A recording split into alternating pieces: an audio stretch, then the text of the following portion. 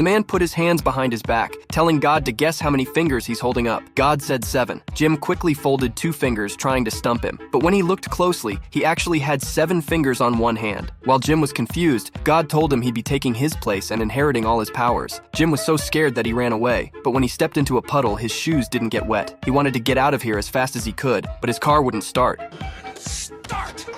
Then it roared to life out of nowhere. Jim couldn't believe it, so he went to a diner to test things out. He decided to try moving objects with his mind. He stretched out his hands, and the tomato soup started bubbling. A strong wind blew through the place, and the soup split in 2 right down the middle. Jim finally believed he had godlike powers. Now, he was God. Even the way he walked had swagger. He pointed at a fire hydrant, and it instantly turned into a fountain. Any outfit he liked, he just closed his eyes, and it appeared on him.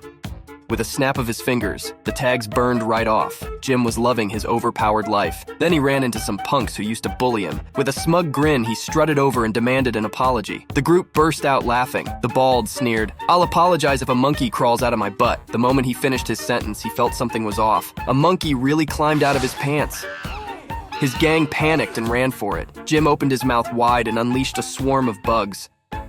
Then Jim told the monkey, "Go back to where you came from," and the poor bald suffered all over again.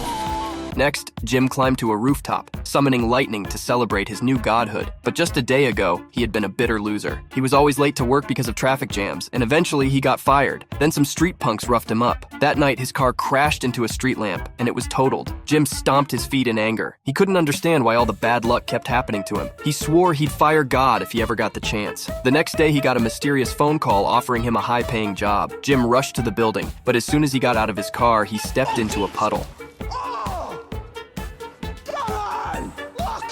When he got upstairs, the person who interviewed him was God himself. That's when the earlier scene happened. He became a proxy god. Now, Jim's overpowered life was just getting started. Next, he was determined to take back his luck.